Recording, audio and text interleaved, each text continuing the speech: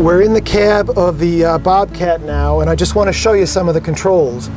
The first thing is there's this seat bar. The machine's not going to roll unless the seat bar is down. So you can start the machine without the bar down, but once you want to start moving, you got to put that bar down. This is going to control our lights. This is going to be our glow plugs. With diesel engines, they don't use spark plugs, they use something called glow plugs. And these glow plugs actually heat up the cylinders, so the fuel is going to burn more readily when the engine's cold. Usually you don't need to use glow plugs unless you're below about 40 degrees or so.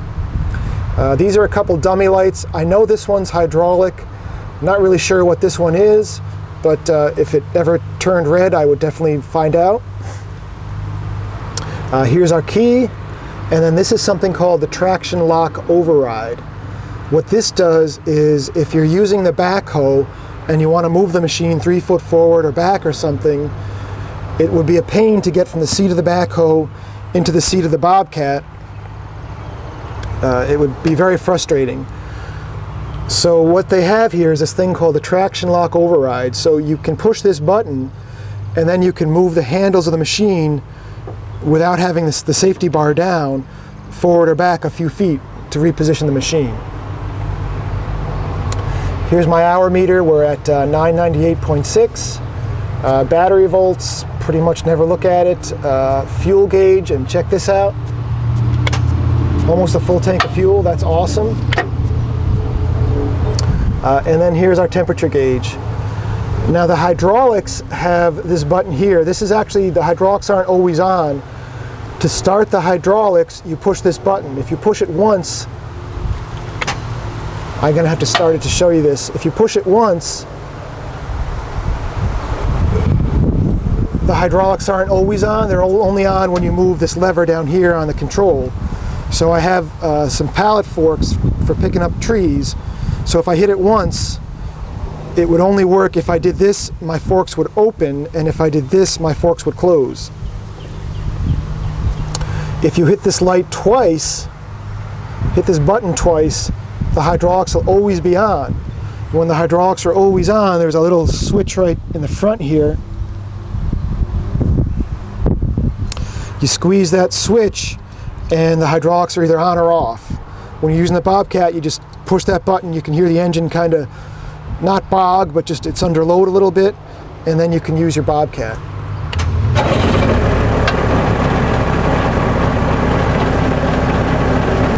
So here, if we squeeze once, the hydraulics are going to work only when we move this lever. If we squeeze twice, when we push this button over here, the hydraulics are going to work so we can use the backhoe.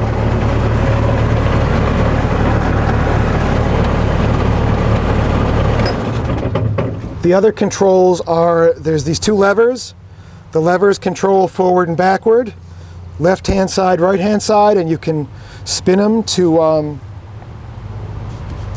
make the machine turn. You move one forward more or less. And then the left foot raises and lowers the bucket, and then the right foot actually dumps the bucket, rolls the bucket forward and back. And then down here there's a parking brake, so if you're on a hill or something, you push that forward, and that's going to be in a locked position, and then if you push it back, the machine will move. Now there is a safety feature with the seat where you have to be, somebody has to be in the seat for the machine to move. All right, I think we're good for our little tour of the Bobcat, so let me bring the machine over and then we'll show you guys what it's like to use the backhoe.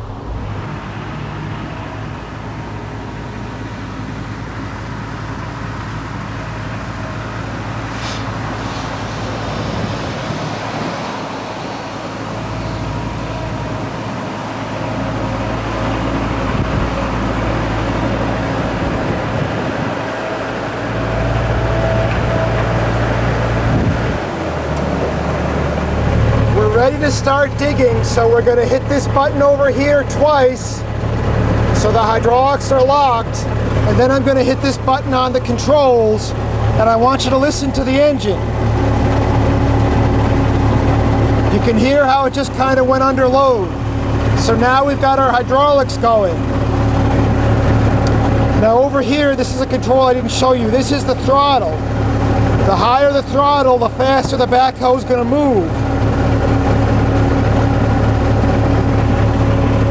So now we'll crawl up into the seat here.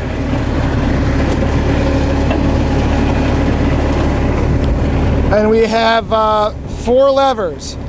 The 2 levers here control the outriggers. You just push them down, the outriggers will go down. This lever over here is going to control right and left. And honestly, sometimes I have to use the machine to do it. I know this one's right and left and something else there. We'll figure that out as we go. But I also know that this is the one that actually rolls the bucket. So usually it's right and left over here. This is your bucket roll, but there's 2 different cylinders in the arm, so each of these must also control one of those cylinders. So we'll go ahead and push these down, and you see the machine's raising up now. So we have the outriggers down. So now we can move it left, right.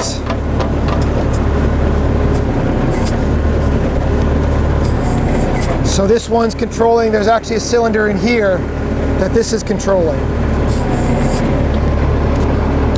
And then on this side, so this is controlling the cylinder right here, which is the second half of the arm. And then if we spin it to the left, the bucket goes out. Going left, if we spin it to the left, the bucket comes in. We spin it to the right, the bucket goes out. Left, bucket comes in. Right, bucket comes out. And then, you know, with a backhoe, it takes a while to get used to. So, you know, if you rent one of these or you're new, you know, the best thing you can do is just go dig a hole in the middle of a field to learn how to use it. So let's put the camera back in the tripod and we'll start digging this stump out.